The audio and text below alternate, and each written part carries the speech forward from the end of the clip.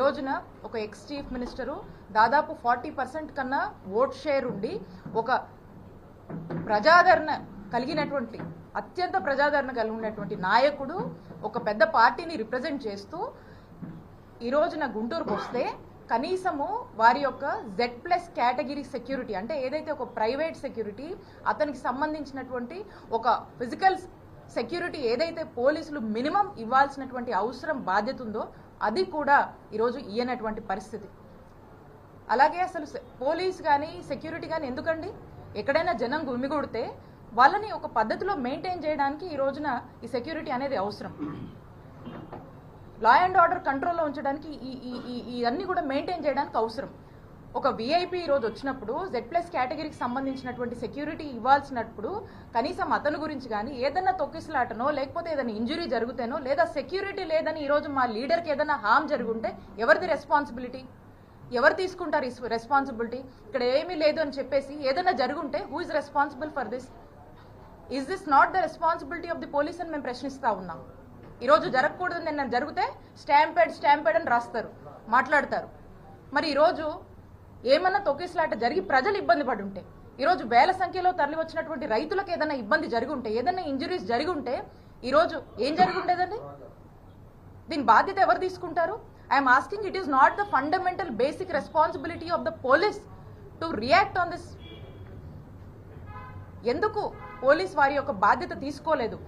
I demand the SP, DIG గారు, IG గారు, DGP గారు దీని మీద ఎక్స్ప్లెనేషన్ ఇవ్వాలి. మీరు ఎందుకు ఒక ఎక్స్ చీఫ్ మినిస్టర్ ఈ రోజు టూర్కి వస్తే ఒక ముందుగానే ఒక షెడ్యూల్ ఇచ్చి ఒక టూర్కి వస్తే ఎందుకు where you expecting some harm would have to happen to them or some stampede if something would have taken place, who is responsibility?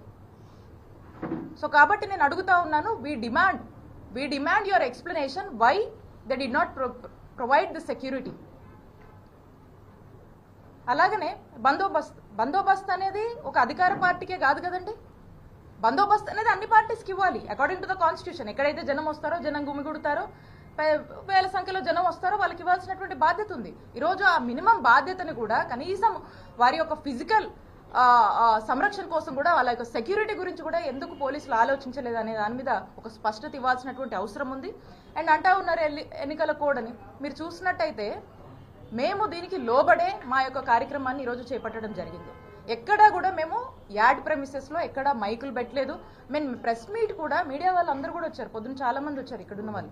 మీరు అందరూ కూడా చూస్తే మీడియా మైక్స్ కూడా అవుట్ ఆఫ్ ది యాడ్ అంటే బయట మనం ప్లాన్ చేసుకున్నాం, బయట పెట్టడం జరిగింది. మీడియాని కూడా జగన్మోహన్ రెడ్డి గారు బయట యాడ్ ప్రెమిసెస్లో అడ్రస్ చేయడం జరిగింది. ఎక్కడ కూడా వైలేషన్ లేదు. అండ్ మోర్ ఓవర్ మీ అందరికి కూడా తెలుసు, ఇక్కడ వైఎస్ఆర్ కాంగ్రెస్ పార్టీ ఈ ఎన్నికలకు దూరంగా ఉంది. We're not participating in this election. So మేము క్లియర్గా చెప్పాము, ఎక్కడ మా వంతు ప్రచారం కూడా లేదు, ఏమీ కూడా లేదు. అయినా కూడా ఈరోజు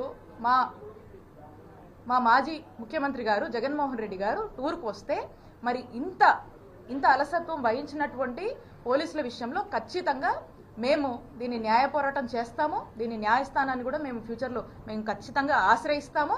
దీనికి ఎక్స్ప్లెనేషన్ ఇవ్వాల్సినటువంటి బాధ్యత ఈ అధికార పార్టీకి సంబంధించినటువంటి కుటుంబ ప్రభుత్వానికి సంబంధించినటువంటి ఉన్నటువంటి హైయర్ అఫీషియల్స్ ఎవరైతే ఉన్నారో పోలీస్ వారికి మేము డిమాండ్ చేస్తున్నామో మీరు ఖచ్చితంగా దీన్ని ఎక్స్ప్లెనేషన్ ఇవ్వాల్సినటువంటి బాధ్యత మీ మీద ఉంది. ఉంటే పలకరించడానికి వెళ్ళింది, అప్పుడు కూడా కారులు వేసుకెళ్ళారుగా, అప్పుడు కూడా జనం బాగా వచ్చారుగా, ఆ రోజు పోలీసులు అందరూ వెళ్ళి అడ్డుకున్నారుగా. మరి అక్కడ వంశీని పలకరించడానికి వెళ్ళినప్పుడు రాని కోర్టు రైతుని పరామర్శించడానికి ఎందుకు వచ్చిందయ్యా బాబు? చెప్పాయి చంద్రబాబు నాయుడు గారు, మనం చేస్తానా? హోంమంత్రి గారు చెప్పమంటున్నా? అక్కడ ఇక్కడ ఒకటే కదా. కాకపోతే అక్కడ ఒక ఐజీ ఉన్నాడు, ఇక్కడ ఒక ఐజీ ఉన్నాడు, ఏమన్నా తేడా ఉందేమో నాకు తెలియదు. కృష్ణా జిల్లా గుంటూరు జిల్లాలో కలిసి ఎమ్మెల్సీ ఎన్నికలు జరుగుతున్నాయి. తెలుగుదేశం పోటీ చేస్తుంది, ఆపోజిషన్గా వేరే ఇండిపెండెంటో లేకపోతే ఇంకో ఆయన పోటీ చేస్తున్నాడు. మాకేం సంబంధం? ఎవరన్నా సపోర్ట్ చేసామా? లేదుగా.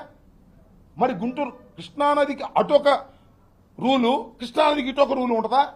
రెండు ఒకే నియోజకవర్గం కదా ఎమ్మెల్సీలకు వచ్చి. అక్కడ లేని రూల్ ఇక్కడ ఎందుకు వచ్చింది? అక్కడంటే వంశీని పలకరిస్తున్నారు కదా, పెద్ద ప్రాబ్లం లేదనుకున్నారు. ఇక్కడ రైతులను పరామర్శిస్తున్నారే, రైతు ఇష్టం వచ్చినట్టు చెప్తాడే, ఉన్న వాస్తవాలు చెప్తాడే, అందువల్ల దీన్ని ఆపేయాలి ఎట్టా కొట్టగా రాత్రి అంతా కుట్ర చేశారు. అయినా మా జగన్మోహన్ రెడ్డి గారు ఎన్ని కుట్రలు చేసినా ఛేదించుకొచ్చేవాడు కదా. చివరికి ఏం చెప్పారు, సెక్యూరిటీ లేదు ఇవాళ. It is very serious issue. ఇందాక మా మాజీ మంత్రి గారు చెప్పినట్టుగా, ఏమండి సెక్యూరిటీ ఎవరికి ఉంటుందండి? నాకు ఉంటుందా? వీళ్ళకి ఉంటుందా? ఉండదుగా. మీ మంత్రులు పోయినా కూడా మాకు ఉండదు. కానీ as ex chief minister Z+ security ఉంటుంది.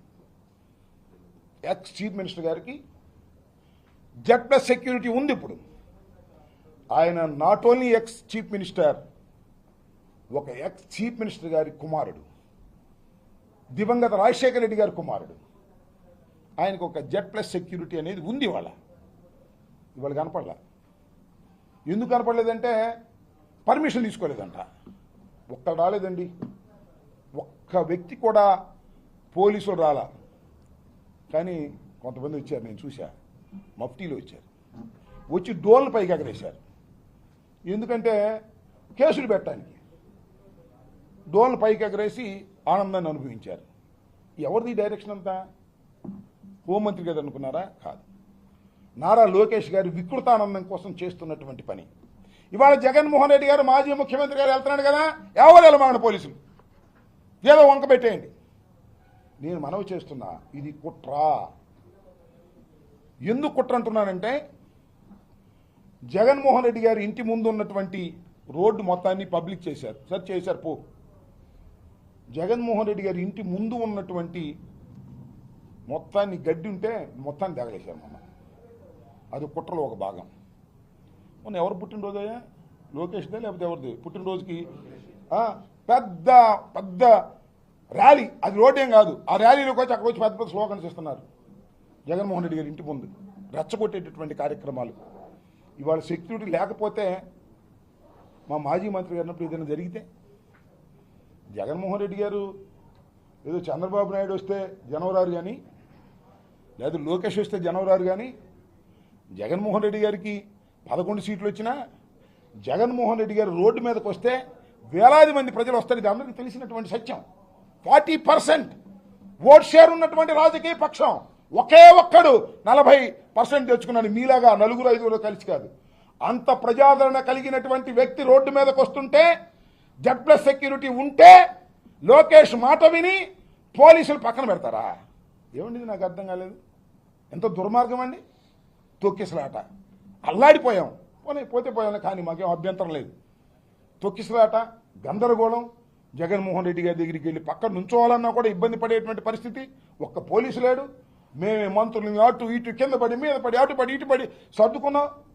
కనీసం ప్రెస్ మీట్ ఇలా పెట్టుకుందామంటే జనం వచ్చి మీద పడిపోతున్నారు, రైతాంగం వచ్చి మీద పడిపోతున్నారు. జగన్మోహన్ రెడ్డి గారిని చూడాలనేటువంటి తాపత్రయంతో ముందుకు వస్తున్నారు. ఒక్క పోలీసు కూడా లేకోకుండా మమ్మల్ని ఇబ్బంది పెట్టాలనే కుట్ర కదా లోకేష్ ఇది.